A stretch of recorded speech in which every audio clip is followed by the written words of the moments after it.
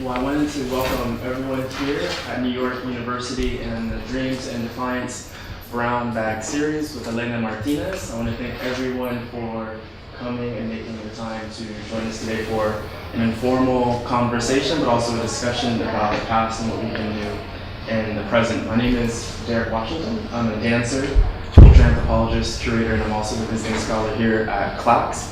So our schedule today is we'll have Elena talk, and then we'll have a discussion where we can all be in conversation with Elena and also other different things that have transpired in the recent weeks about Puerto Rico, about the hurricane, and what we can do at the parade. And also, if you have to leave, that's perfectly fine, because again, how I started was thank you for coming. I know it's 12 p.m. A lot of us have work, it's lunchtime, but this is a great discussion. And also our guests online, on Facebook Live, thank you for joining us also. So the Dreams and Defiance, the larger project, is an interactive program series and upcoming exhibition about the circular flows of culture from the Iberian Peninsula, the Americas, and West North Africa. So it's an academic project, but more importantly, it's about the practice, it's about the music and the dance. So we've had the symposium, we've had a fashion show, we've had concerts, walking tours, working with a lot of different organizations to center Latino culture here in New York City, and not just the party, but looking at all of the different aspects. So for our Brown Bag series, we've been doing this throughout the year at NYU. So we've had Frank Barrera, the producer and musician. We've had Marcos Dimas, the founder of Taller Boricua. We've had an interactive drumming workshop with John Jay College, so looking at the different drumming traditions, not just of islands, not just of continents, but actually of the whole world and how we're all connected.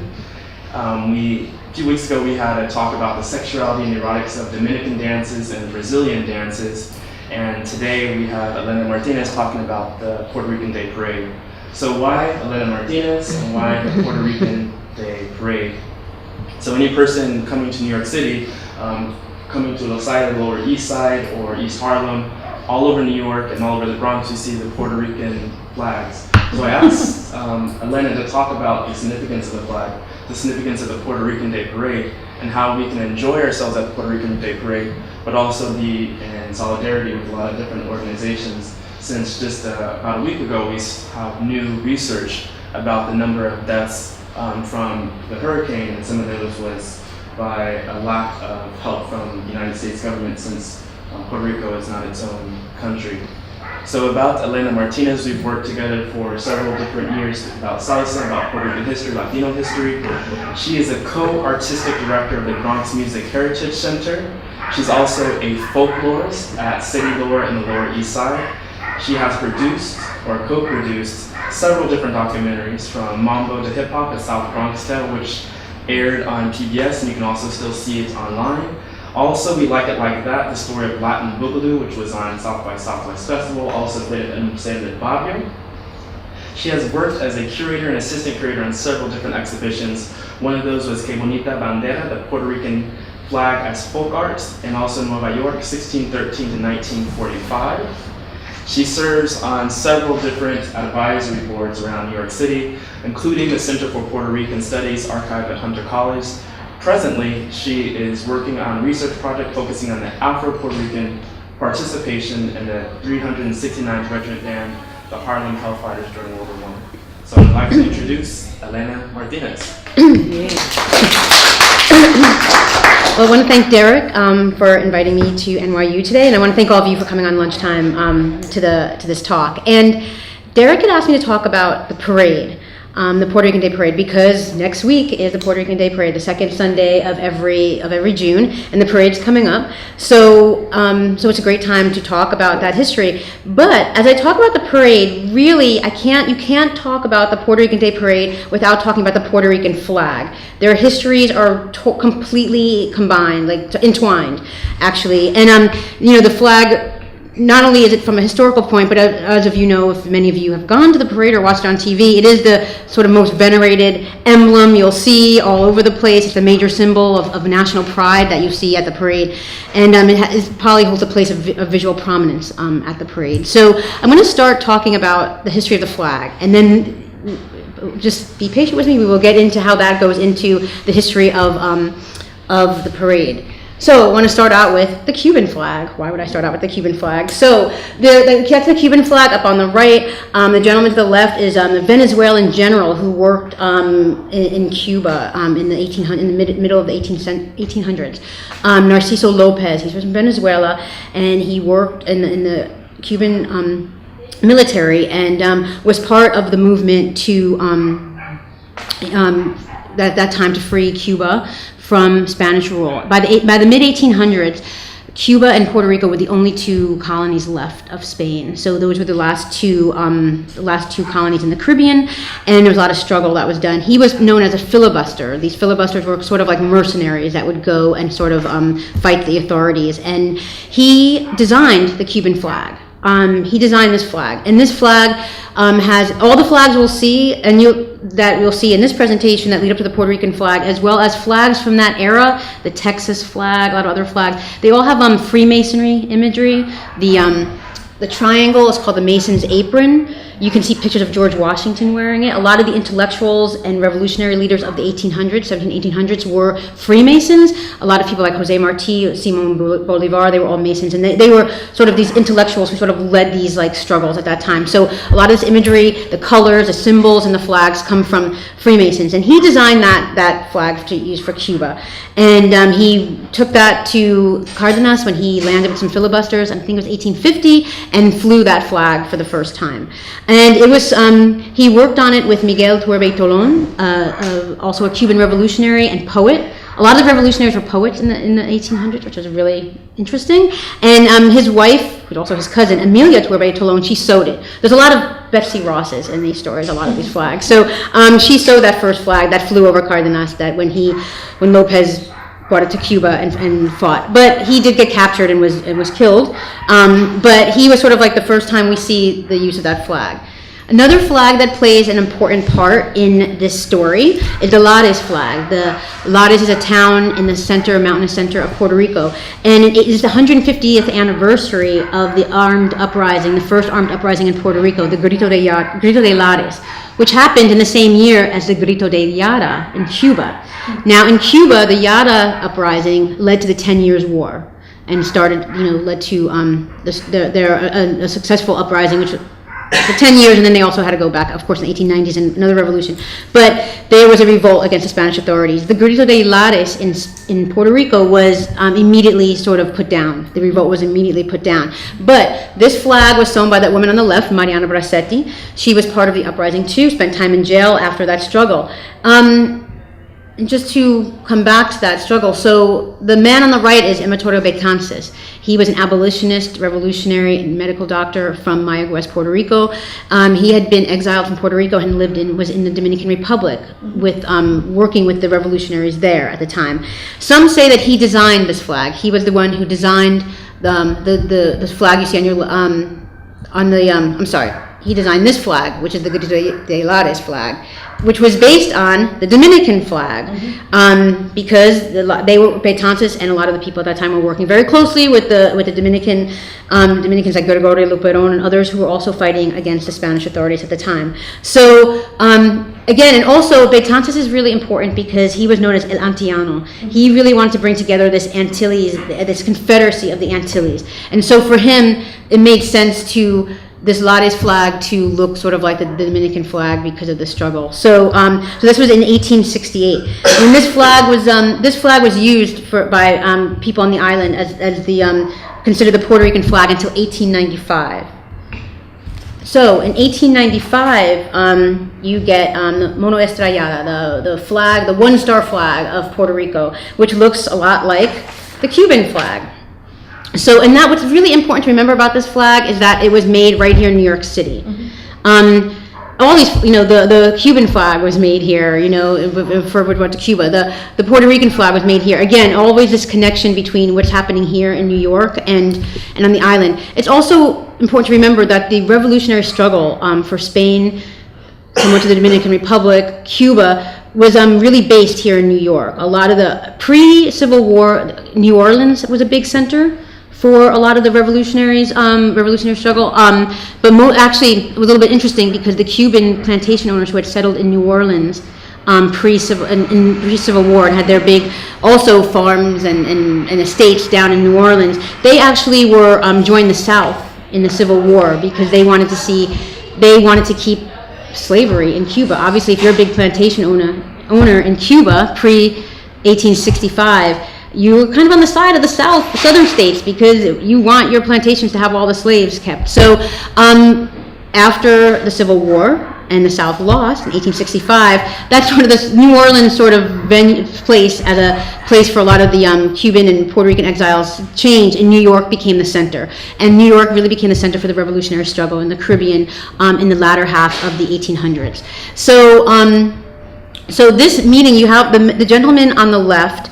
You can see their names there. They were members of the Puerto Rican Revolutionary Party, which was actually an offshoot of the Cuban Revolutionary Party established by Jose Marti.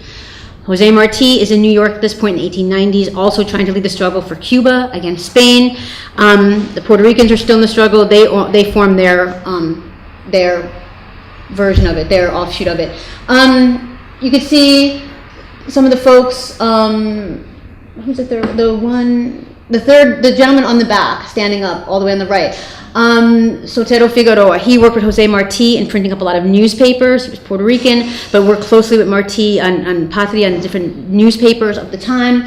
The gentleman in the middle sitting down is Dr. Jose Julio Hanna, who's a very prominent doctor, a medical doctor. He's actually buried at Woodlawn, if you ever go to Woodlawn Cemetery. It was at a meeting of these guys, this committee, and at Chimney Hall, 57 West 25th Street at 6th Avenue, on August 8th, 1895, where they were coming together for a meeting, and they decided, let's design a flag.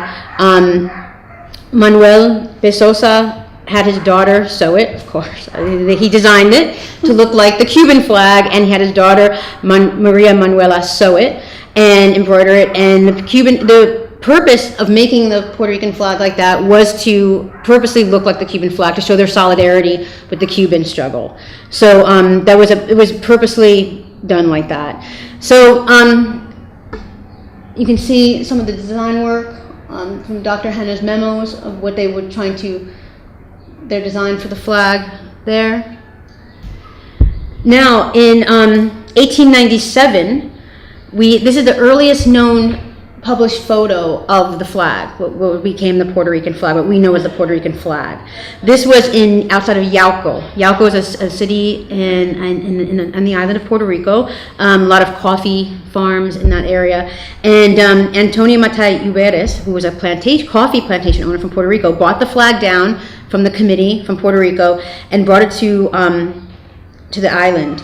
And there was an uprising there. In 1897, in March of 1897, there was La Intentona de Yauco, the attempted coup of Yauco. Again, put down. It was the second major revolt against the Spanish, put down right away as well. But there's a use of the flag. The revolutionaries using the flag for the first time that we see. Now we get, it's after the Cuban-Spanish-American War, 1898, right? That war is fought. Puerto Rico had been on the verge of, Spain was on the verge of giving Puerto Rico some freedoms, some governmental freedoms, but after the war, the United States took over to control, and it becomes a colony, claimed Puerto Rico as a colony, and now the United States flag becomes the official flag of the island. In 1917, Puerto Ricans are granted citizenship to American citizenship, and the governors on the island are appointed by the United States government, and a lot of them are from the United States, the mainland. For instance, one of the first governors who was very disliked, Governor Montgomery Riley from Texas, Missouri area, he actually sparked a lot of outrage because he always put the flag down a lot, the Puerto Rican flag. He just wanted the American flag to be shown. So there was always a struggle. There was, now that the United States had took over Puerto Rico, the island, the Puerto Rico, the one-starred flag of Puerto Rico was seen as like not as something, a symbol of revolutionaries. Wasn't really wasn't seen as a good thing. So the Puerto Rican flag was sort of put down. Now we have coming up Pedro Albizu Campos, who in 1922, when the Nationalist Party was formed, he joined it. In 1924, he became the vice president of the Nationalist Party. Pedro Albizu Campos had been a member of the United States Army. He had gone to Harvard, and when he was in Harvard, he worked close with people like Eamon de Valera, who ended up becoming the president of Ireland, the Republic of Ireland. So he sort of gained a lot of his revolutionary work at that time. But then he goes back to Puerto Rico, joins the Nationalist Party, and who wanted one of their party's platforms. The Nationalist Party was the island's independence. However, when the Nationalist Party dropped independence of the island from their platform, he left. He left because he was like, that's what was one of his main things. So he did not want to stay in that party, and so I'm sorry, I kept saying the Nationalist Party. He was part of the Unionist Party. And then when the Unionist Party dropped independence from their platform, he formed the Nationalist Party, and he ran the Nationalist Party and made the Puerto Rican flag became the flag of the Nationalist Party. I'm sorry about that. It's a different one. So he's you can see the Nationalist Party there. He leading the Nationalist Party, the Puerto Rican flag. They also use this other flag, which will have some relevance as we get, to more contemporary times. This flag here of the Cadet Corps of the Nationalist Party. You see the black flag with the potent cross, sometimes it's called a potent cross, used as the flag. And the black flags were associated a lot with anarchism, thank you. In the 1800s, it was a way to express solidarity with poor and abused by the state, poor and exploited people abused by the state. So they used it, and it became a way to show your solidarity with anyone who wasn't associated with the government. And it also was a non-color. It contrasts with all the symbols and colors of all these like national flags of the time. So the Cadet Corps used that. He also, Albizu Campos was very attached to the Puerto Rican flag, the Mona Estrellada, and actually was very mad when sort of like they would try to show it at different, with the United States flag at different rallies and things like that, because he didn't want to see them together. He wanted independence for the island. So he has a very strong voice. The independence from the island, this platform, a lot of people who support the pro-independence movement on the island is gaining traction. They have a very strong voice. So in 1948, they passed a law called, it's Law 53, Ley de la Mordaza, the gag law. It's passed in the Puerto Rican legislature. This law makes it illegal to display the flag, sing patriotic songs, or talk of island independence. And let me just show you the language. It was a grave felony punishable by a maximum of 10 years in jail or maximum fine of $10,000 to encourage, plead, advise, or preach the necessity, desirability, or suitability of overthrowing, paralyzing, or destroying the insular government or any political subdivision of this by means of violence. Actually, what's really interesting is that it had a lot of similar language to the Smith Law, the Smith Act of 1940, which was the Alien Registration Act, which was used in the United States to sort of go against people who were in the Communist Party. I mean, they had very similar language. The Smith Act talked about conviction for anyone with the intent to cause the overthrow or destruction of any government that they print, publish, edit, issue, circulate, sell, distribute, or publicly display any written or printed matter advocating, advertising, or teaching the overthrowing of the government of the United States. So they used very similar language at that time, the Smith Act and this gag law that they used in Puerto Rico. So following this gag law in 1948, when this is passed, you see this series of incidents, major incidents by people who were pro-independence on the island. In 1950, there's the Jayuya Uprising on the island. In 1954, there's the attack on Congress. Many of you might be familiar with Lolita Lebron and three others carried the flag into the chambers of Congress. And this law was people were really strongly opposed to it because basically the law was just an attempt to suppress the pro-independence movement on the island. So I just want to show you some images. You can see the Nationalist, the flag, the Puerto Rican flag flying above the Nationalist Party headquarters. They're taking it down. You see them taking it down. This is after that, and then all this. The police here are around all the stuff that they've gathered, all this like contraband, flags and things like that that they've taken away. So from people. And one of the things, if at any time you guys can ask questions. I know I'm talking like really fast and everything. So if you have any questions, like stop. Paloma? So does the gag law, does that exist still? Mm-mm.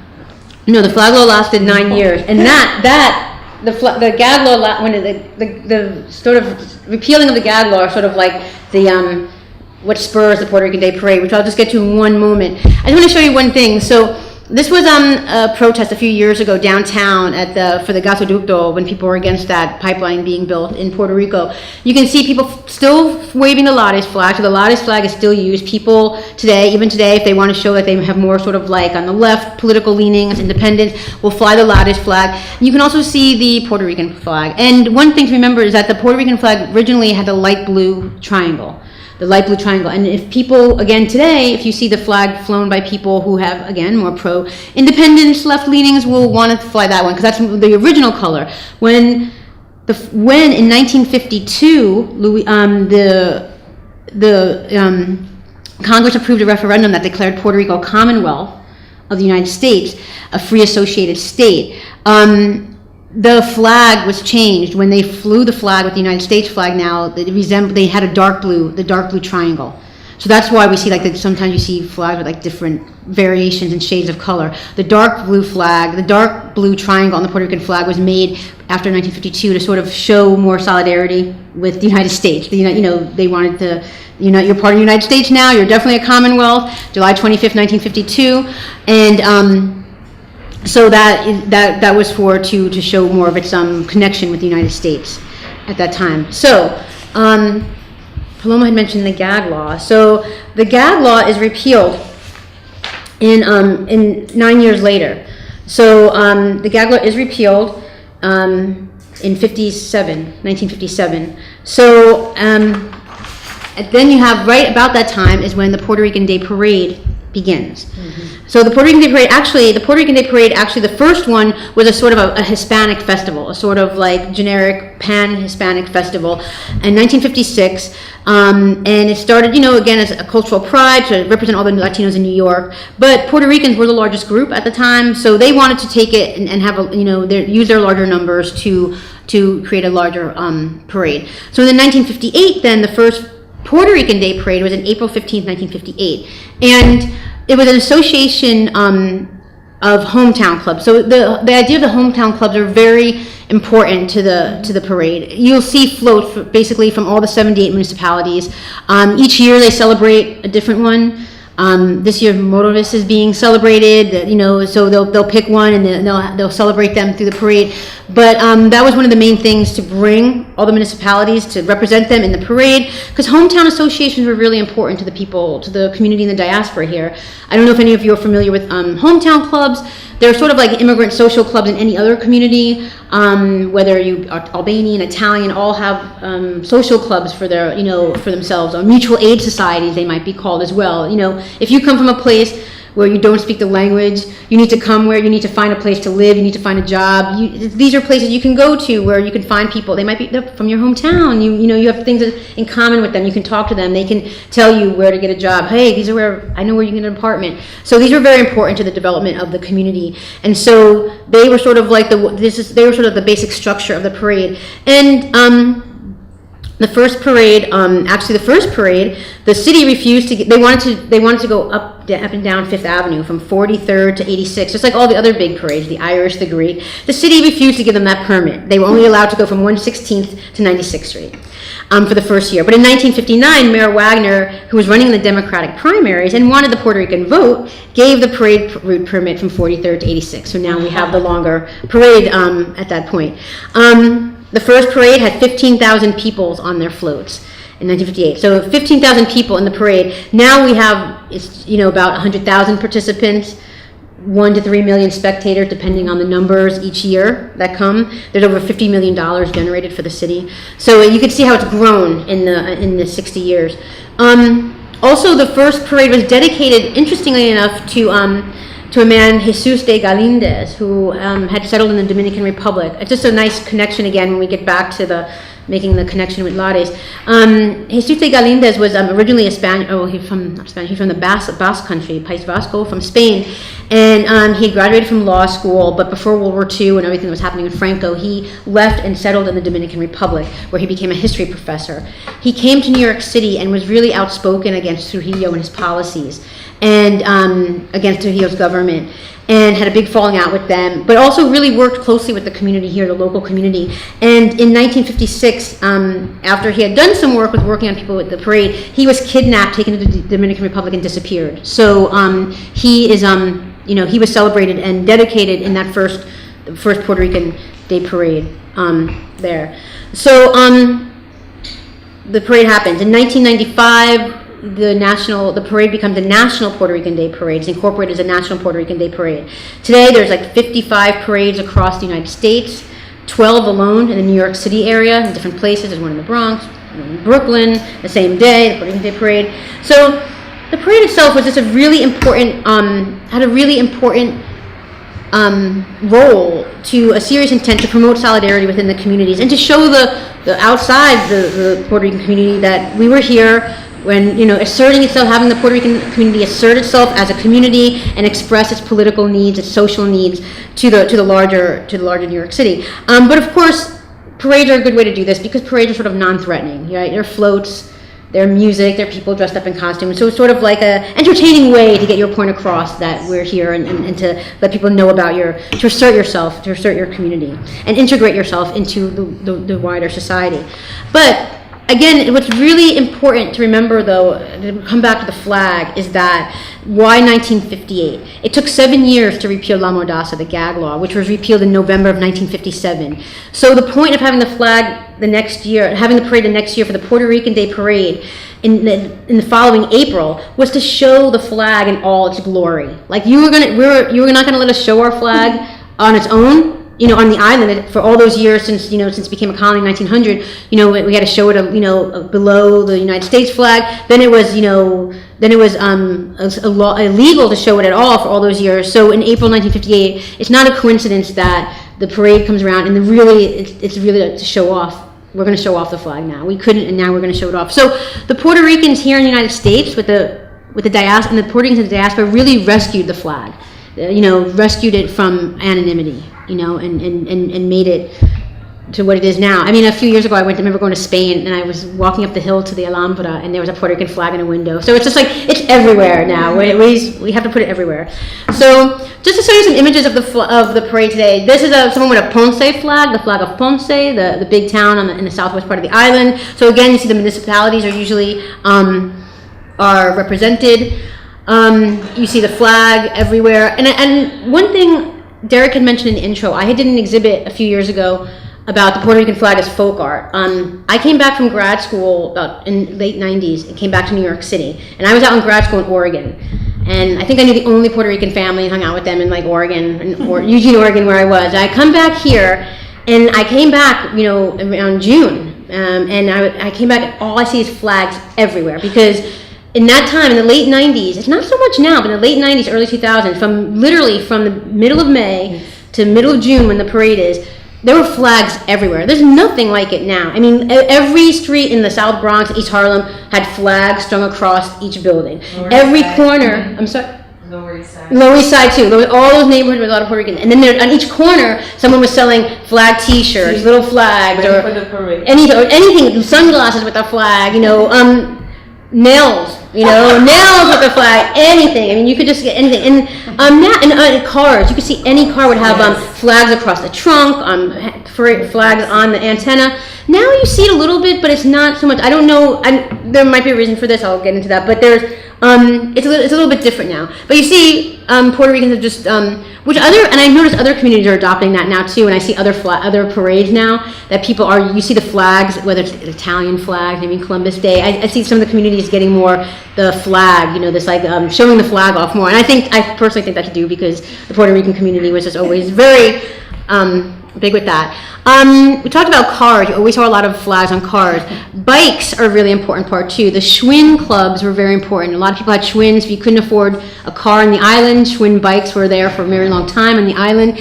So you have bike clubs. The top is the top photo. I think they are the Bronx Classics Bike Club. There's also a Puerto Rican Schwinn club in Brooklyn, Bushwick, Brooklyn. There's others. The ones on the bottom, there's this gentleman there, and he's also there, Jose Castro Dodd. Every year he did something more and more bigger and better with his bike. And so there's a couple of different ones. You can see him. And I mean, each year I have other photos. I don't even know how he rode the bike. It was just like just a big float itself. But he would do things. Luis Cajiga, he's a gentleman. You probably see him around East Harlem sometimes. He always has a lot of roosters on his, and flags on his bike. You can still see him riding his bike around. in East Harlem. But I think cars and bikes are also very important because the history and the story of the Puerto Rican community is all about migration also, migration to and from the island. So I think this idea of movement is very important as well in the community. As a folk artist, I've done a lot with like folk arts and a lot of some of the folk traditions from the island are also have the flag incorporated to them. These are vejigantes. This vejigante is from Ponce. This is from the carnival celebration in Ponce. The vejigantes there are the vejigantes from Luisa Aldea, which are more for the St. James Festival in the summer, the Santiago celebrations. Normally, everything would be the same, the costumes, the shape, the designs, but you see their colors of the flag are incorporated. And these, normally they could be all different colorful colors, orange, greens, yellows. But for the parade, a lot of people come and incorporate the flag into these traditional art forms there. Just want to get a step back for a second. The parade has had a lot of controversies through the year. There's been different controversies. In May 1998, I don't know if any of you saw that Seinfeld episode where Kramer, by accident, sets the flag on fire, and then to put the fire out, he stomps on the flag, getting everyone in an uproar. And then the episode showed all the Puerto Ricans, like a mob scene. So it really outraged people that the only way Puerto Ricans are shown at their celebration, the most important celebration of the year in this show, is that shows them as like a mob, basically. And so there were a lot of demonstrations about that, about the flag that year. And then 2 years later, there was the wilding, which they called the wilding. I don't know if you guys remember that, where about 60 women were attacked by a lot of young men. And of course, there were people in the community like Richie Perez and people who came out and said, no, if these are being done by young men in our community, we have to fix that. But on the other hand, it was also there's a lot of racialization going on in that too. About they focus more on I think the white women who were attacked instead of the Latinos and black women who were attacked in that too. So there was a lot of issues with that. But that was another big issue that people were scared to go to the Puerto Rican Day Parade. In 2013, the parade committee had a sponsor of Coors Light. And interestingly enough, this was a big controversy because in 2013, the theme of the parade was Salud, celebrating our health. And Coors Light decided to wrap a Puerto Rican flag around a beer can for the to give out at the parade. It's kind of, against contrary to what we're trying to promote here, against alcoholism and health. So that was a big thing too. So through the years, there's been controversies, and there's been I don't know if any of you guys follow it. There's been a change over the past few years, a new committee for practices. But again, then last year, one of the biggest things was having Oscar Lopez Rivera attend the parade, which I'll get to in a second. I will get back to that. But one thing I just want to show you too is this idea of maybe why isn't the flag we don't see as much of the flag surrounding the weeks going up to the parade, is that these are some early images. You can see, like I said, there were always flags all over the place. And a lot of the early flags you can see with the coquille on it, or conga drums, roosters, symbols that represent things in the island and in the community. There's nothing wrong with that. But these are not, if you go by the guidelines, these are not respectful ways to really have any flag, much less the Puerto Rican flag. So in the year 2000, Haran Manzanet, who was the president of the Salinas Hometown Club, he organized a way to get consumers to be more respectful of the flag. He didn't want people purchasing these flags, because this is really not how you're supposed to do it. He didn't want people purchasing that. Because there's rules with capital rules for the use of the flag. It should not be displayed on the hood of a car or a vehicle. It should not be used for commercial purposes. It should not be inscribed or designed with anything. So what he would do when he saw those kinds of flags with symbols on it, he would replace it with an unadorned one, a plain one. So to kind of get people out of this way of buying them.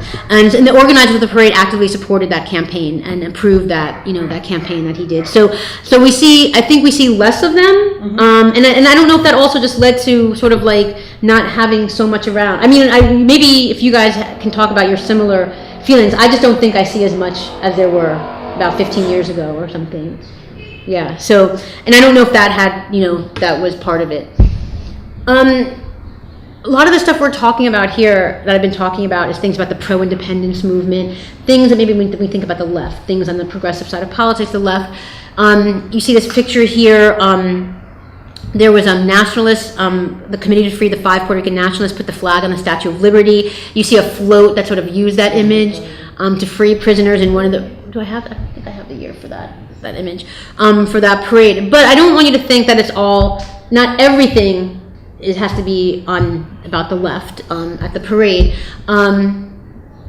Here's another thing. That's a homemade sort of design on the flags. That when there was the issue a few years ago when Vieques was being bombed, someone made that flag on their own. So issues are sort of like more progressive issues. But here we see another flag that is used, that you could see in the parade. This is the flag of the PPD, Luis Muñoz Marin's party, his political party, the Partido Popular Democrático, which is the party that keeps the status quo. And years ago, when Muñoz Marin became governor, they took the image of the Jíbaro, the sort of peasant campesino of Puerto Rico, as their image to show their connection with the island and the people of the land. And the pava, the Jíbaro wearing the pava became really important. So they became known as the Pava Party to sort of show their connection to the people.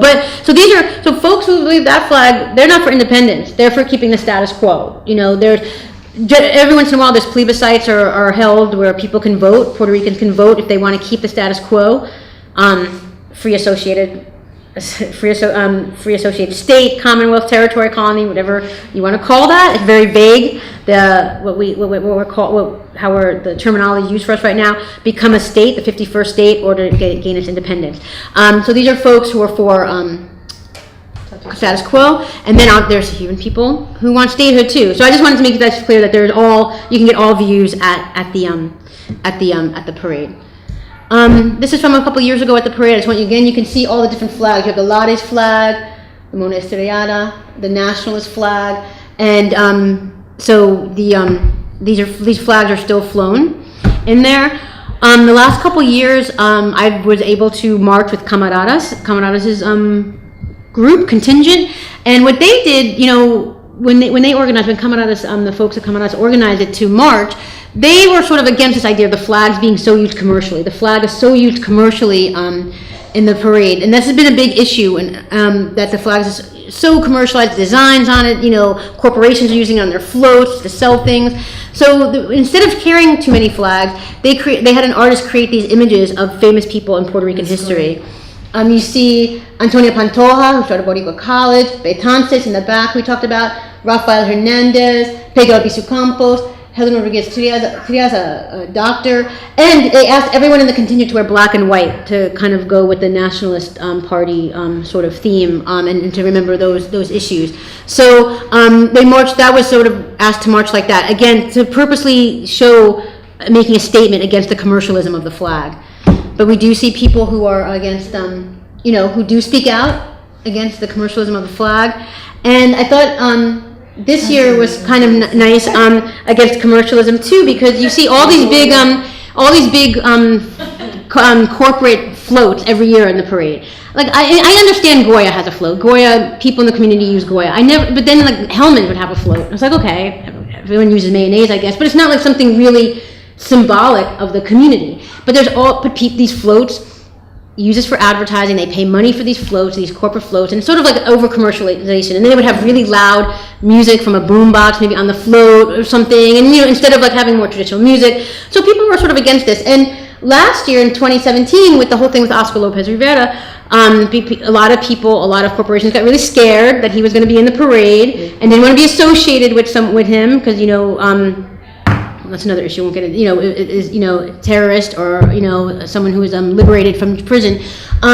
They pulled out. A lot of people pulled out, and I think Goya did end up giving scholarship money, but they pulled out of the parade. Yes. I think. And so you see people saying signs against Goya. This one I always like is taking the old Goya logo. Sí, Goya. Yeah.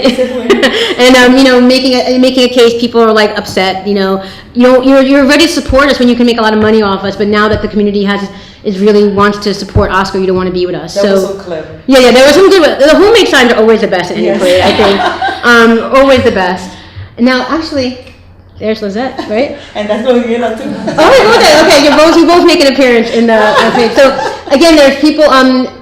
There's groups here. Different groups came to talk about this, and this one was actually, I'm assuming, for Promesa when a couple years ago when the bankruptcy of the island came out and the debt that could not be paid back. And so Promesa was the board that was created, the Congressional Oversight Board that was created called Promesa, the Puerto Rico Oversight Management and Economic Stability Act, which gave no one on the island any of their own power to deal with this issue, gave outside investors and bondholders the power to make the decisions about what was going on economically. But thing with this, so issues like this were important. And I think in 2017, which was really interesting, I think, again, I would like to hear maybe from you guys. When I marched there and I saw the groups that were marching, maybe we were also in the area that was up front. Oscar Lopez's float was up front. He was there, I think, do I have him? There's him on his float. He was sort of up front. And a lot of the groups that were around him were the groups that you were marching with, were camaradas, different groups, uproads, probably people like that. And there were also a lot of groups that I hadn't seen in many years, like groups in solidarity with other colonized people. So here was a group with the Palestinians. So you see the Puerto Rican flag and merging with the Palestinian flag. And so these like issues of other colonized people coming together in solidarity.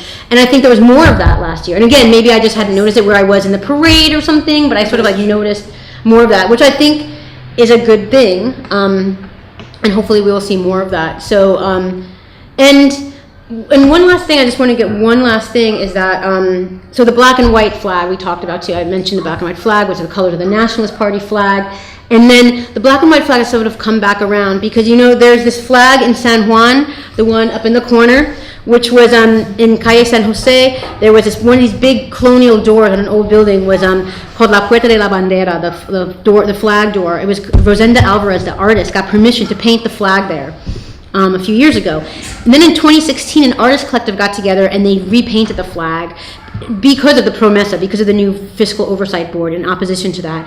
So they painted the flag in black and white to evoke a mood of patriotic mourning, and the colors also parallel the Nationalist Party flag at all. So so the black and white flag has become a resistance during this economic crisis. And then it became a resistance during the economic crisis, but now, now, after Maria, it's also become sort of like a flag in mourning too. I've heard people talk about, in luto, it's a flag in mourning for what's happened on the island as well. So now that's become, you see that used. I'll get back to that. That they were in the parade last year. The symbol of resistance and civil disobedience for different issues, for colonial issues, economic issues. Now, Maria's tied into all that as well now. And this is just a mural that I liked. I just put that in there because you see a lot of different symbols. You have the black and white and Nationalist. It's used in the Lares flag, making the Lares flag black and white, and also the machete for the macheteros, which was Filiberto Ojeda, who was an independentista. His sort of like the symbol for them too. So it brings like all those symbols together, even though it's not part of the parade. I just think it's a cool. I think it's in Santurce, this mural. So that is it, and we just wait to see next week's parade, which.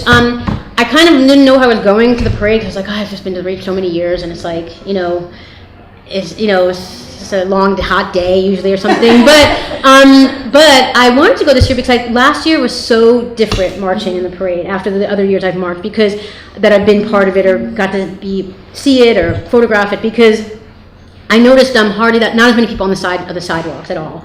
A big change. There, not as many people on the sidewalks. And I don't know if people were doing that in resistance. They were like, well, we're not supporting Oscar Lopez Rivera, so we're staying home. I had heard stories that maybe people thought there might be violence or something, so they stayed home because of that. There were less commercial floats, I think, from what I remember. Mm-hmm. And so I am interested to see, does that get maintained? Now, I know the parade committee needs some of this stuff to keep going. You need corporate sponsors to keep something going, so I'm sure they want some corporate floats. But from my standpoint, I would rather see less of that and more of groups, talking about issues, or more vejigantes and bomba and plena dancers on floats, and less hip hop music. Nothing against hip hop music, maybe, or something. But there's this is about it's supposed to be about the cultural. Cultural manifestations, representations of Puerto Rico. So, more of that. So I'm very interested to see what goes on this year, because last year the main theme was the controversy of Oscar Lopez Rivera. This year Maria will obviously be in the forefront, and how the government responded to that. So we'll wait and see next Sunday. So that's it. So thank you. So now, again, I wanted to thank Elena. So we worked last year before, and we were talking about salsa in El Barrio, and there's people from all around the world, and they thought they would get an after-school special about Tito Puente and Hector Lavoe. But Elena talked for about an hour, so much history about Puerto Rican history, African American history, New York City history, because she talks so fast, so it actually blew their minds away. That's why I have to call this the unofficial history of the Puerto Rican Day Parade because I knew we were going to talk about the different sponsorships or what people expect, but there's other types of history, the people's history, but also she's a great academic also. So with Dreams and Defiance, one important part is the discussion. So there's many different ways that this conversation can go, and sometimes at conferences and symposiums we just talk to the persons, talk back and forth. But I created the table sitting so we could all be at the table and share just what we have to say and have a discussion. So Elena, if you could sit maybe in the middle, or we can just make space for everyone because we have time to. So there's a couple chairs down here if you guys want to. Again, if you have to go back to work or you have to do that's perfectly fine also. We stay here with you.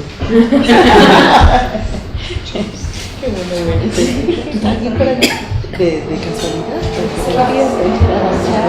casualidad. Kind of photos of every year. We usually do like a barbecue. Sorry, I have to go. I have to work. And also share this online also because it's important that we're here in this space and we're holding space. But we also have audiences online from all over the world, and we definitely want to make this accessible because a lot of people, they're doing other things. So please share it on your social medias because we are live right now. So I will leave it to everyone. So where do we find Be Live? Because I'm not recording it, so I don't know how to share it. So how do I share it? So we're on CLACS at NYC, but there's... Yeah, we're on the CLACS at NYU Facebook page. On the Facebook page. Okay. Thank you. Thank you. Yeah. So anyone have any questions or comments or? I do. I remember as a little girl going to the parade, and it was an opportunity for people to get dressed up, and it was more of a cultural and musical event. And I remember then getting, as I was older, not going with my family to the parade anymore because it changed so dramatically. It became very commercialized. So I understand the need to have corporate sponsors, but I think with being so commercialized, we've gotten away from what the parade was meant and intended to be. And I'm hoping that we return more to those roots because we need to educate, especially the youth that are raised in New York or outside of Puerto Rico, of the significance of the flag and all that. I thought I knew, but thank you so much because you really enlightened me as far as the origins and so forth. So I'm hoping that this continues, and this year less commercialism and more cultural contributions I think would be great. Yeah, I mean, I hope. I mean, I guess they always have at the beginning of the parade. Maybe they would have some bomba dancers and vigilantes walk, but I always miss. Maybe I'm not right up front, so I would never see that.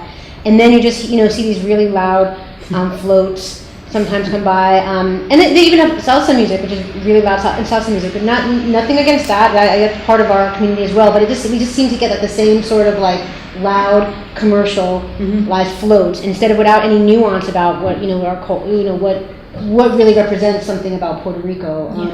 Because you can find salsa any day of the year here, but hopefully the parade is a time where you could learn maybe something else that you might not know about or might not see. You have all these delegations from the island bringing some stuff up. What about them? So I mean, hopefully. But again, I guess there's always that tension. Yeah, you need to pay for that. The parade is a large institution. The parade itself, and then there are also the corporate sponsorship also goes into. There are a lot of scholarships. So a lot of the money goes towards that as well. So I mean, I think that's we don't see that part, the scholarships and all the other stuff, but that is an important component of what they're doing as well. We just see the outward visible part of it, which is the parade, but they need to, I guess, make that money. So I guess they have to find a way to balance that somehow. Balance that. Could it be, I don't know how to pronounce it, juvenil? Youthful, yeah, but not even. Like, could it be that it's just becoming more juvenil, like youthful, that like it's more of like 20s, teenagers kind of people going by, hanging out, having a good time, and like maybe that's what the parade has become instead of like, and it definitely become commercialized. I'm not saying otherwise, but that's part of commercialism, right? Like the youth and like salsa and like dancing and having fun and it being loud. I don't know. What's really interesting is that, I mean, youth culture is something, right? Everything has to sort of evolve. Like you said, like hip hop, but reggaeton is like maybe what you're referring to. Even salsa is like old people's music in a way. I was given a walking tour and I had all these like junior high school students from the Bronx are doing Welcome to the Bronx, and I was like, you guys know Fania All-Stars, right? And then all these kids looked at me, like these 13-year-olds. They were Dominican, and they were like, salsa, no. I thought, oh, bachata, Romeo Santos. They were like, yeah, that's what that's the music. But that's the music, that's the music, but it's a different generation. I didn't listen to my dad's music. They're not going to listen to their, grandparents' music or something. So it's a new generation, yes. And you have to take that new generation will move forward, and we have to, that's what they listen to. However, what's really interesting, there are young people, but the sort of renaissance of traditional Puerto Rican music, the sort of ground zero of that is here in New York City. Exactly. All the young people who are bringing the roots music of bomba and plena back to the forefront, that's here. They're all here. So why aren't those young, if you want to highlight young people, highlight all those young people doing bomba. Yeah, or bringing the culture forward instead of just, and again, I have nothing against hip hop, reggaeton, or salsa. I have nothing against this music. I like it, but it's just what do we need to show and get out there, for certain. Is that the day to show it? But Elena, I'm wondering, and I keep saying this. I did not participate when I got here to New York in 1979. I have become involved more lately, because of all the things that are happening in Puerto Rico. So I have used this, the parade, as a platform for us to raise awareness of what is happening in the island. Mm-hmm. And I wish that, and maybe, Paloma is your name? Yeah. Paloma, I think that... So it's hard for me. No, I'm just saying because we have younger people here. Yeah. One of my concerns is that we have to look for ways to educate the younger people about what is happening, because otherwise I don't want to see the parade becoming just fun, because there are too many things happening to our people. So we have to make sure that we can have fun, but that, especially for this one, June the 10th, I hope that we use it as a way to educate people about what is happening. We should have fact sheets everywhere that we go. Every person that is there should get some information about what is happening in the island. And in one way, we can become part of the solution. I think that we miss that opportunity many times. That's the largest gathering of Puerto Ricans. And we need right now so much in terms of networking. I have been working with the displaced families that have come from Puerto Rico to here, and they're in desperate need to get in contact and connections with the people that are here to get jobs, to navigate the system. So the young people should be part of that. So I hope that this becomes part of activism. We need that badly. So let's use music to activate our youth. Let's use art to activate.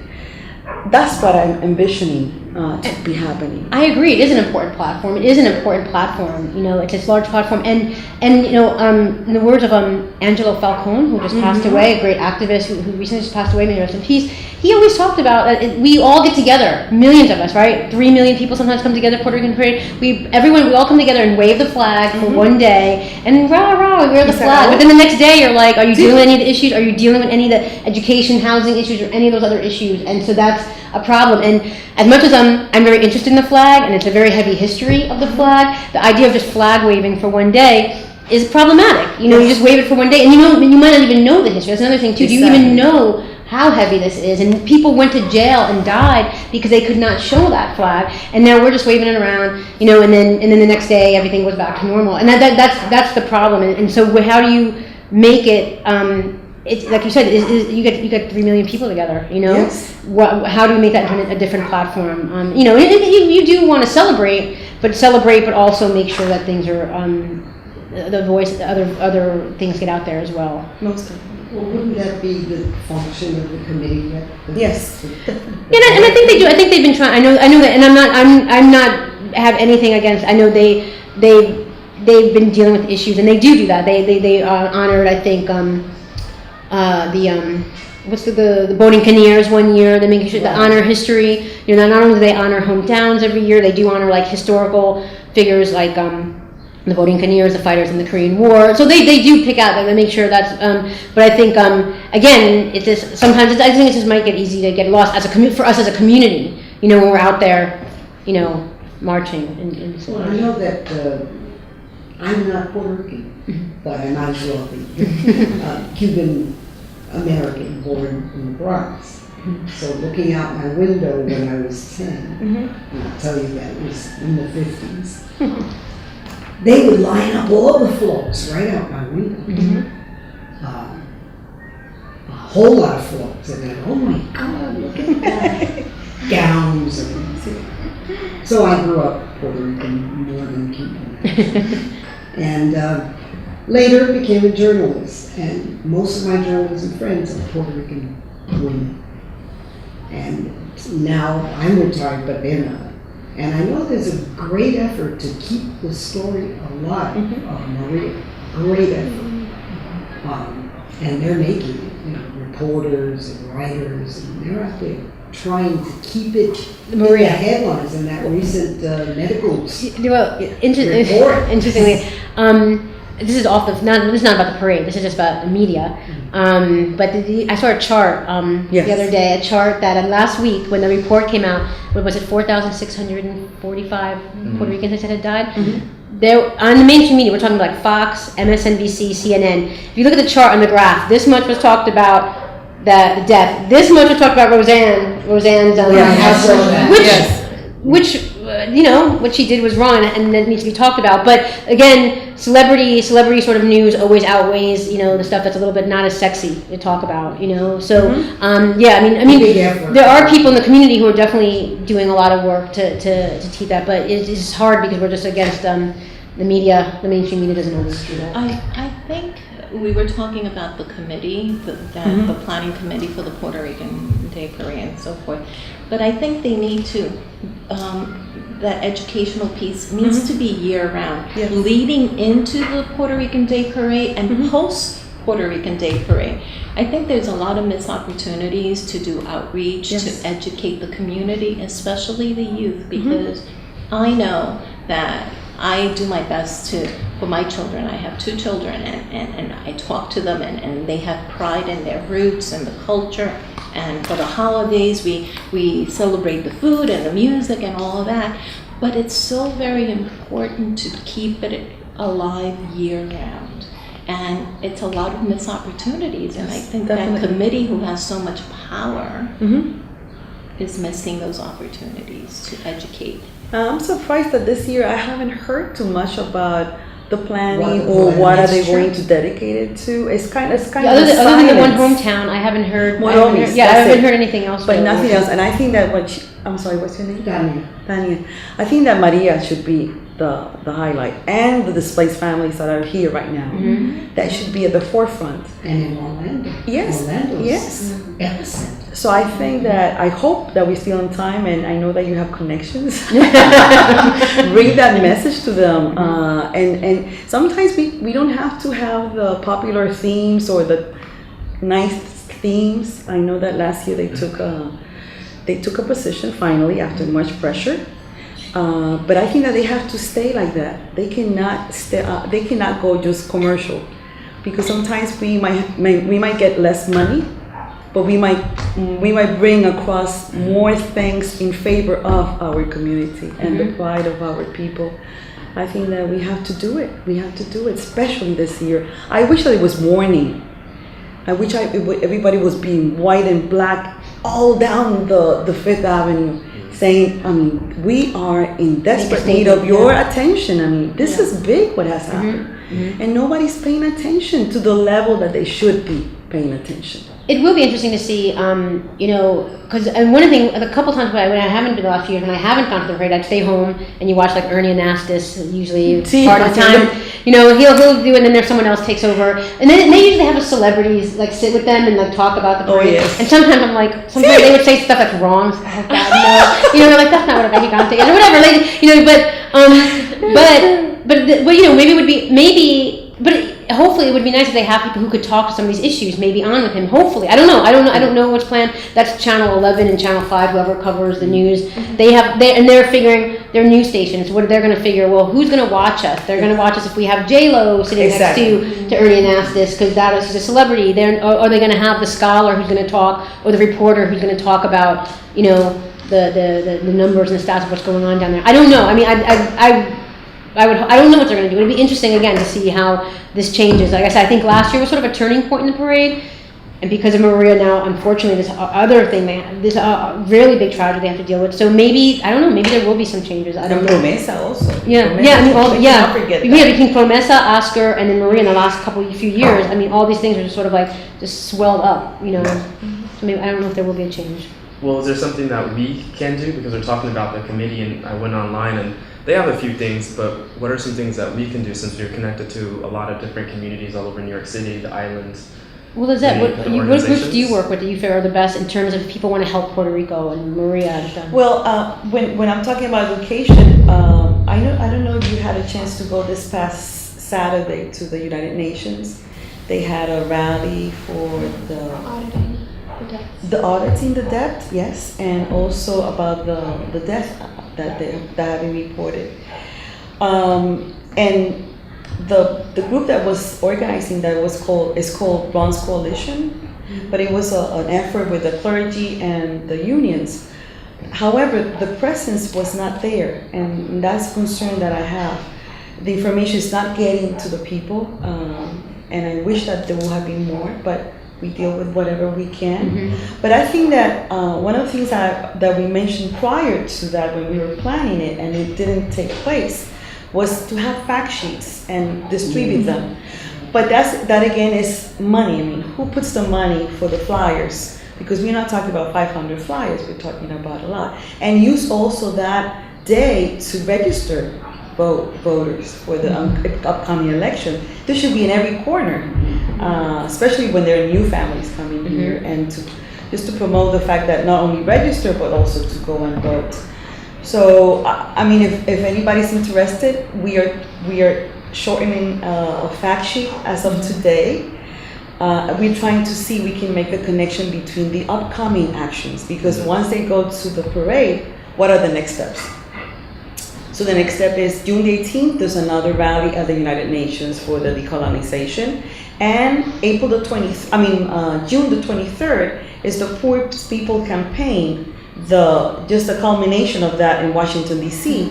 And we want the issue of Puerto Rico to be at that day, because it will be nationwide. So maybe, I mean, I'm just asking you, I'm just getting to know most of you today, but if you would like to help in that, I think that those could be three key things that we could do: voting and call the attention and get people to participate at those two events that are upcoming now. The Bronx Coalition, you could just find them online then? Yes, and I could give you the information, and we're looking for people to support Puerto Rico in every way that we can. I had a thought about the idea of putting out a fact sheet, and I'm wondering if you're also including people's personal stories, that help people connect better to this in terms of, it's not statistics but a story. As a matter of fact, Professor Ana Lopez did prepare three profiles, and we're preparing others based on the families that are living in the Chelsea Convention Center, because we live there, and there's a group that's called Chelsea Rising. That's the one that I belong to, and there are people, Puerto Rican families in Chelsea that have been trying to help for the past 2 years, before Hurricane Maria, regarding Promesa, and now with Hurricane Maria. Vamos por Puerto Rico also is another organization that is doing a lot of things to see if we can do something about more education. And that's Eva Morime and Armando Santiago. So there are many people, but unfortunately everybody is working on their own, and we don't have something that will get us all together to make it happen. Well, there is a group here in New York City, Diaspora for Puerto Rico, Diaspora X PR, and they're great. They have they have a whole section that works if you need help with getting insurance, you need help getting lawyers, housing issues. They have people, and they even have a cultural section. So like just for people who are displaced and are living here, like things that they can go do in their culture. I mean, so they're trying to cover like, all the bases for people who are displaced here in New York City. So Diaspora for Puerto Rico, they're a group. But I'm sorry to interrupt you, Elena. The problem with all this is that sometimes we're promising too many things to the families, but the coordination of efforts is not there yet. It's not there yet. And I know the people in the diaspora, I know the people in Bronx Coalition, and I'm just saying the same thing. We have to get together, and the government has to put the effort, because NIDIS is trying, Catholic Charities is trying, but unfortunately the funding is not there. The federal government is not putting the money. So we can be saying that we're doing things, but we don't have all the resources to do it. Yeah. Because the Diaspora for Puerto Rico is a wonderful organization, and we should be supporting them, and I know them from the beginning, and they want to do things, but we have to look for a way that we can coordinate all those efforts, because it's not happening yet. It's very complicated. It's extremely complicated. It's very complicated, and I think people got really I think it was hard, mostly right after Maria too. Everyone wanted to donate or do something, and I know tons of people who were like, we're collecting tons of stuff and bringing them. But then you hear stories of goods were collected and didn't make it out of the ports, and so I was very concerned about that. I want to make sure if I give money, whatever goods that they get there. So that's another thing too. So we don't, everyone wants to help, but it's really hard knowing. I don't know if having this, maybe a centralized place could help with that too. One of the things that we did from my end. Bobby Sanabria and I, the musician at the Bronx Music Heritage Center, since we, that's our little brother. Oh. Wow. You're sweet. We're like, how can we help? What can we do to help? So since we at the Bronx Music Heritage Center, our focus is on music and cultural things, we formed sort of a partnership with the Jazz Foundation of America. And for us, that was good because the Jazz Foundation was really good helping musicians after Katrina. In New Orleans, they were really good, really helping a lot of the musicians who lost homes, lost instruments, lost jobs, whatever. And for us, the Jazz Foundation was a way to it was a tangible thing. We raise money on different programs. We raise money, and we know that it's going to the musicians that it's going to. It's helping displaced musicians who are now living in New York City. They'll be paid gigs. They'll get gigs here. People who might have had like a school in Puerto Rico that was damaged from the hurricane, their funds will go to help them rebuild the school. So it was tangible. So for us, that was a good thing because that was just something we knew we could. The money was going towards. But I don't want to put him on the spot. But someone who just walked in here, David Garlasa works a lot. David, we're talking about where can people go in terms of. We're sort of in the past the parade, the issue of the parade, but now Maria probably is a big issue. Where can people go to? What are the best places? How are the best places people can get involved in this? But also, Lizette was saying, where there's so many different groups. Is there a way to centralize them? Is there a way that these groups can come together, centralized? Do you have any ideas on this topic? I'm sorry. I know. I'm sorry. Just throw that on you. You just walked in. Sorry, I'm going to skip from work. I didn't get to 12. But David Galas is a great activist and done a lot of work in this, and I just wanted to maybe just. Thank you, Elena. Thank you, Derek, for hosting this. So much happened, especially this week. So folks really want to get involved first and foremost. Aside from this panel, on June 6th, Wednesday at 6 o'clock, right down the street. The battle. At the town hall. Cooper Union. Cooper Union with Naomi Klein at the Great Hall there. It's going to be a great discussion there about what's going on in Puerto Rico. I think she's going to be putting out her book, and I think it's going to be also a film. You might have mentioned it already, right? So that's an important place to be. I think there's going to be a lot of organizations there, a lot of organizations from Puerto Rico, especially frontline groups that were active way before FEMA was active, way before anybody was active, and they continue to be active today. So in terms of that specific question, what I always tell people is gifts to specific groups in Puerto Rico that are already doing the good work on the ground. There are many, from one that I'm closely associated with called Comedores Sociales de Puerto Rico. Excellent. In Caguas. And something beautiful that sprang out of Maria organically was all these what they call CAMs, Centros de Apoyo Mutuo, all over the island, from Mayagüez to Arecibo to Caguas to La Maraña in Humacao. And there's one in phenomenal. Lares, the new one was in Lares. Lares, and With Elisa Sanchez. And there's also been all the great groups that have been there before these camps, like Casa Pueblo in Adjuntas. There's a lot of good work around solar energy. Taller Salud in Eloisa, and what's the one? Cantera. Caño Martín Martin Peña. Peña. So there's quite a few, and maybe we can make some of those links available to the folks that are here, so that we can, just tie folks to those groups specifically. Following that, on the 6th, the 18th of this month is also I mentioned that. Yeah, The United Nations. the UN Decolonization Committee's meeting, but there's also, interestingly enough, a meeting downtown with La Junta, which continues to be the ongoing crisis, past Maria, the ongoing man-made crisis that continues to suck the life out of Puerto Rico and Puerto Ricanos. So those are some of the specifics. I've worked closely with a group called A Call to Action on Puerto Rico here for the past couple of years, even before Maria. They have a Facebook presence that we update fairly frequently with a lot of different information. So if you're on Facebook, A Call to Action on Puerto Rico is a good resource. And in terms of centralizing things, you know how this is. It's very difficult. But I know that Natasha from the Latino Justice, she has been trying to get all the city agencies together, and I understand that I think that it's this week that they're going to get together and go over the cases of every family to see in what way they could address specifically the needs of the families that have been displaced and that are here from Puerto Rico. So they're noticing after 9 months that they have to do that kind of thing, because otherwise they're so frustrated. You can imagine they came here thinking that they were going to be helped, and they're just placed in a hotel room with no kitchen, no space for socializing, only in the lobby sometimes. So it's very frustrating. And that was cut off, or did they extend? Well, it's going to be cut off as of June the 30th, and this is just this kind of feeling of, so after June the 30th, I'm out, I'm just evicted. So it's a lot of feelings that they're feeling right It's now. kind of like what Puerto Rico is. It's like an ongoing limbo. Colonization does that. So these people, that's like colonization to on steroids, because I don't know whether they're here, they're there. The money they're spending on these hotels could have been used to fix their roofs. It's $8,000 per month. It's ridiculous. But there's, we can't forget that there's also a homeless crisis in this city. Yes. So and in this country. So it's not like I think De Blasio. I was critical of him in the beginning when he said, I could probably been a little more. What do you say? Supportive? No, supportive, but also he could have been a little more diplomatic about saying it. He basically said, "Don't come unless you have somebody to stay with."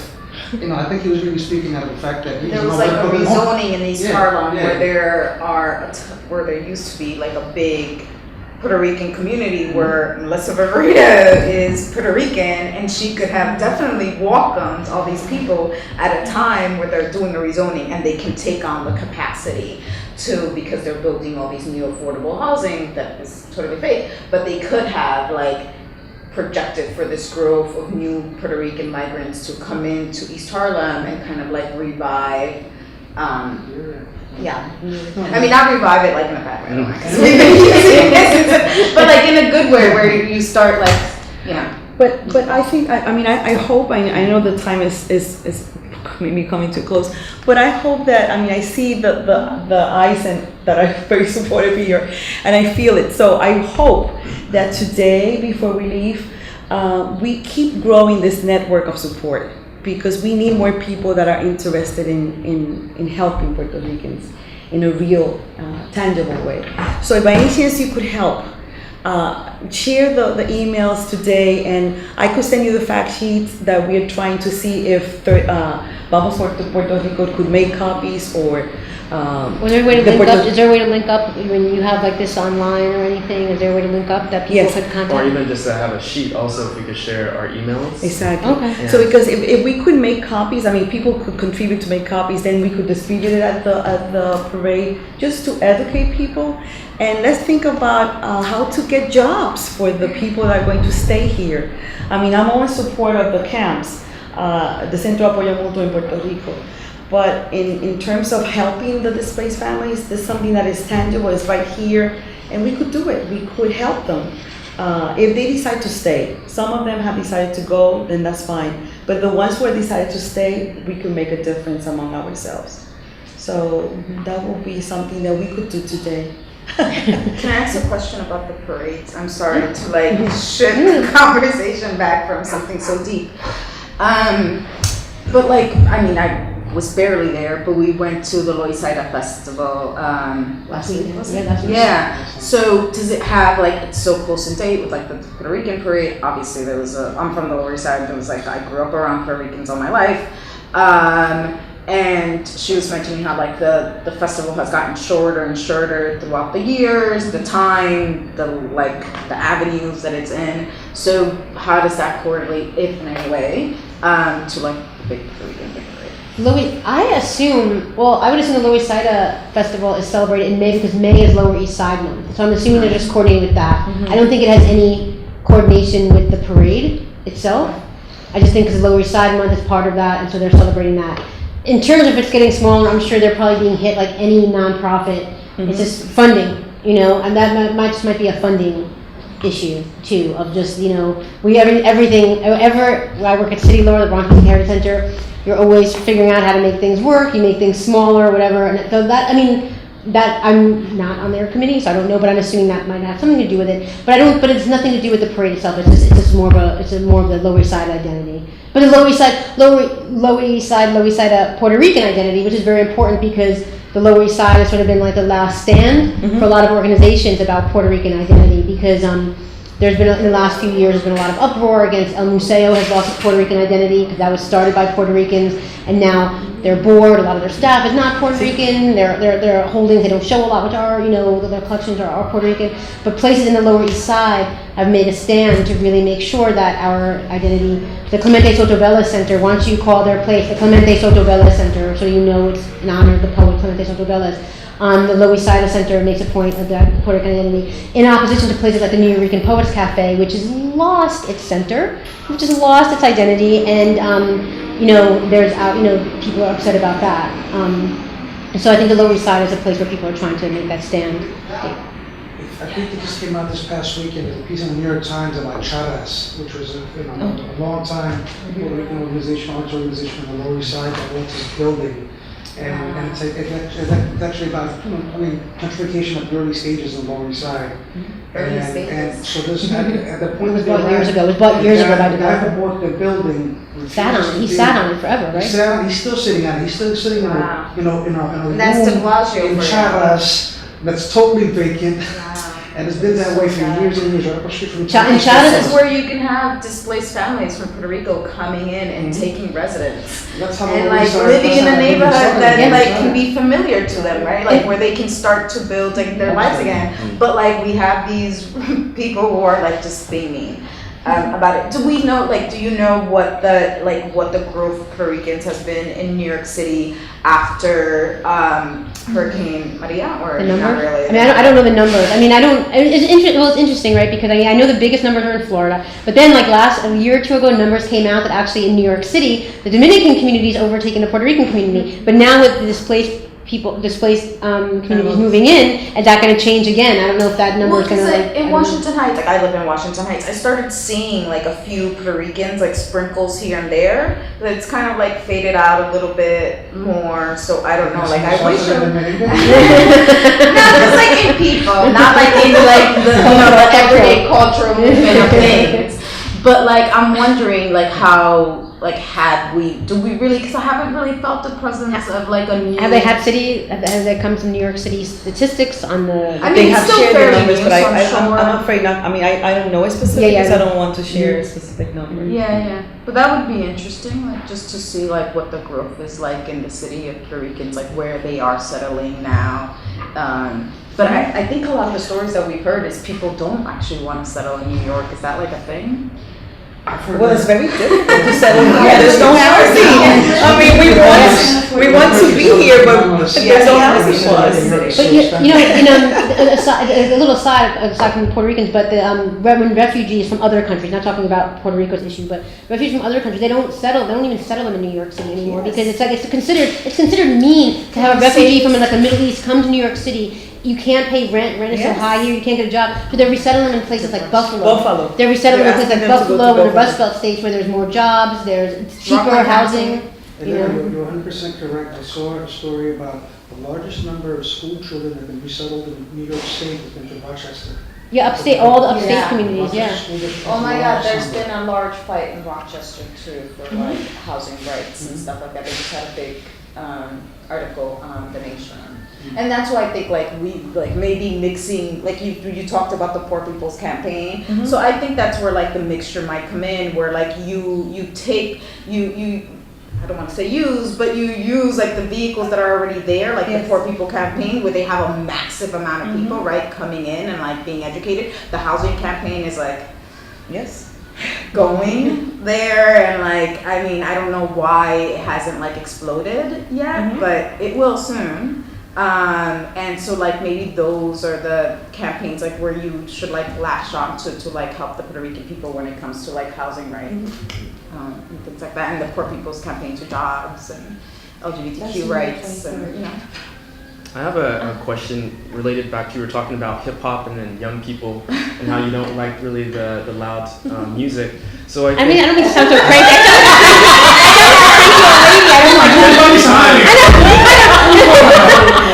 I don't want to sound like a crazy old lady. Not that I don't like it. I just think we can have it, but there's just why can't we balance that out with our own? Just want to put that out there. I just want to put that out It's there. finding a balance because I think like you know like I think that having like regular salsa is also really cool because if you think about it, if you think about like the generations that they moved on, like yes we hear salsa every day, but is it from like your 15-year-old? Not necessarily, right? So I think it is important to have like your everyday pop culture salsa because it is Generationally part of, like exactly. yeah, because it is part of who we are and it's important. But like let's bring in some plena, and I'm sure like people would love that. Like not just at the beginning. Like I don't even know plena, but when I hear like a song, I'm like yes, I'm gonna dance to this right now. Because it's amazing, and I think like exposure to it is what's important, and that's what I think is so amazing. I think about arts. also I like how you said just the fun aspect of the party, but also how bomba started with resistance also. But related back to what everyone's saying, if we're here, we have a certain type of privilege, but music really breaks down barriers and is a good way to organize people, and they don't have to speak English or Spanish or even have a certain type of, they can't be here at NYU. So what are some ways that we could have the arts, not just music and dance, but multidisciplinary, because a lot of Puerto Rican artists, but still be respectful to what's happened in Hurricane Maria, but also have the fun aspects. That's what a lot of young people, they're going to the parade for. Eric, I think that, I'm sorry, what is your name? Marisol. Marisol. I think that we have to try to be at the table when decision makings, when they're making the decisions.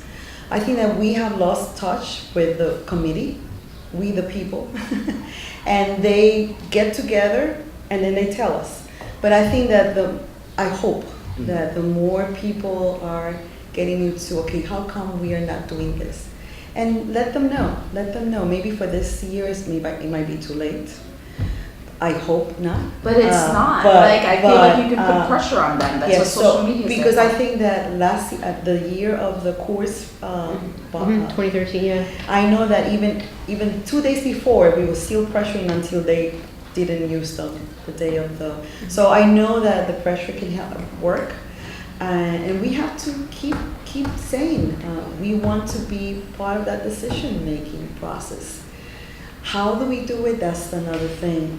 That's why I was saying to Elena that she's connected because she's in those circles. But we all should be connected. We should all be saying, letting them know this is the way that we would like to have it, and have that balance and have the art. And I love those, the Antonia Pantoja and the Camaradas I think that they should ones, use yeah. that every year because people don't know who they were. And she was not only the one who established Boricua College, she was directly involved with the bilingual education that and the Aspira movement, and most of the leaders here were part of the Aspira. So where are those? I mean, we need those leaders in the past to be part of the table and those decisions. We cannot stay away from the parade because we know that is a great platform to get the history out, the yes. issues out. Yes. My question ties into the Puerto Rican Day Parade, but that the festival that's on 116th Street. Oh my God, it's terrible. It's terrible. How does that tie in? I don't know who's. I don't know if that's sponsored. I don't know who sponsored that. I really don't know. What? I think it could be, is Is that it- the old timers? No, that's not old timers. It's so the Puerto Rican Day Parade's Sunday, so this will be Saturday. Next Saturday will be the 116th Saturday. It's a Saturday preceding the. And I don't know who sponsors that. I don't go not the because committee? it's just I don't know. Well, it basically is just loud DJs type music. It's a big party. It's a huge block party on a grand size. But it's just again, people want to just listen to music and have fun, right? They have some tents or tables where there's artists. They do have artists there. Some artists. They have, I guess, other sort of like festival sort of things there, like stalls for games and things you can buy and things and some food. It's more of just celebratory. It's completely celebratory aspect. It's not about getting any issues out. But maybe that's that where could be another way. that's the celebratory part of it. Maybe the parade is where you have more of the more serious issues. You can hand out flyers. An opportunity to educate there. You have a captive audience. It's just I think it's hard. I think it's such a party. And like don't walk and flip. But Elena, it's true. afterwards. Maybe It's it could just, be a process. Maybe you start one year and maybe 20 people will pay attention. Yeah. But the next year, other people will pay attention. It's just to change, to make it balanced. Yeah. To make it balanced. I think that it could be done. And it could be with music that is balanced as well. It doesn't have to be all that boom, boom, boom, boom, boom. It could be balanced. And I think that we have lost a little bit of control there. It's too much. For me, I'm an old person. I think I'm just like if I go to East Harlem has some amazing street art.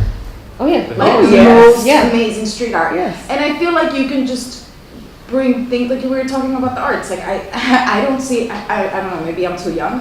I don't see anything wrong with the celebration. I think balance is the right way, right? Where you can bring in different types of music and where like just the presence of certain types of things can evoke those type of emotions. So like in East Harlem there's a ton of beautiful graffiti that evoke that presence of a good message. Well, you brought up the Loisaida. I think the Loisaida Festival balances that much better. They have all kinds of, they have a range of music, definitely. from traditional music to salsa to puppeteers to plays, celebrating the art, the food, the music. Where at the 116th Street is not, like, it's not that at all. It's not, they don't want to have, I'll give you a tour of the murals of the area. This is,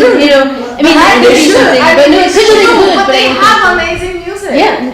And they have like people selling old CDs by the sidewalk, and that's awesome. I don't But know. it's Mexican, but that day, all the Puerto Ricans come from everywhere. They still come. Okay. Oh, yes, it's still, everybody that wants to get back to the roots, they go They there, go there. yes, Okay. on that Saturday, yes.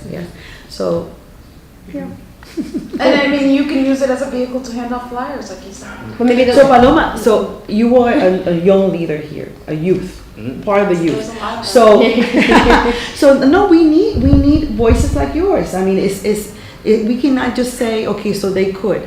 So let's do it. That's the point. How do we make this from just talking to action? Yeah. Because we see it everywhere. We go and we talk, right? But we need people to say, you know what, I have a homework today. Knowing already today that there's no more gag in the flag, like you learned today. Yeah. You can say, okay, I'm going to do this, and I commit myself to do this. Just a little thing makes a big difference, and I have learned that. And and you see the difference that it makes. Just to make a phone call, just to get a job. Oh, I have a job. Do you know somebody that needs that job from the displaced families? Okay. And maybe from the profiles we can know what are the skills that they bring, so that we can match the job to the family. Because we have to do something. I feel so frustrated at this point but we cannot feel tired, and we have to keep fighting for that. So I beg you to do it and use this parade to energize us and to keep doing it until next year we have a better one every year for our people. But Real quick, this is just a resource for future discussions too. This is a lot of like academics apparently came together and put this. This is an ongoing piece of work. It's called the Puerto Rican Syllabus.com. Well, that's an excellent one. It's an excellent resource for all kinds of things that are.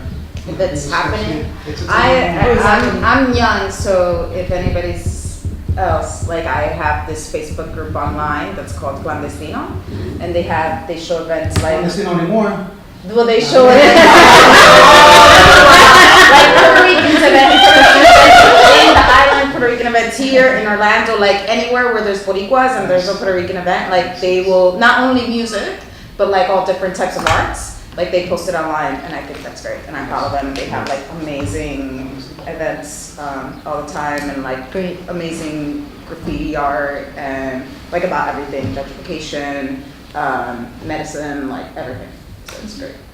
So I have to call time because I know we. She has to say something. Oh, go ahead. Sorry. Yes. Well, no, I just felt inspired by what you were saying about art and how that can be used. And I was part of an activist group for many years where we wore costumes and we did song and dance in order to do activism and whatnot, and comedy. And so, I feel like, I'm sure that there are groups like that that are part of the parade, but the visual of what you're wearing to the parade, what you're saying, all of that makes such a huge impact, and would help people to receive flyers. But it's the visual that everyone sees, And I loved the idea. I loved seeing the visual of the black and white replacing, and that's signifying. I think that's such a beautiful symbol. For sure. Everybody's like in black and white. About that, because last year this was really powerful. Yarani, they did that. They dressed. Oh, the people on the flag, yeah. That was really a powerful piece. Yeah, they were, and they had the banners behind them, they were really powerful, yeah. So if you all go, we will go in black and white. What we can do is we can share each other's information, because a lot of times we had a lot of good ideas, and not just that Elena has a lot of connections, we all have our different types of connections, from professors to different types of artists to community leaders. So before we leave, because I'll close time, because I know people have to get going, but we can share emails and then think of just a few simple ways, because again, we don't have a central administrative person to do all that work, but as you just said, just doing small steps, because most of us are going to go to the parade, we're going to bring different artists, we're going to have music or dance or pass out flyers, but how could we help each other, because the main goal is really to help Puerto Rico, but all just share this culture and go a little bit further, to have a party, but sometimes go a little bit further, because what happens after the parade ends. And again, I want to thank everyone for coming, our audience from around the world, and another hand for Elena Martinez.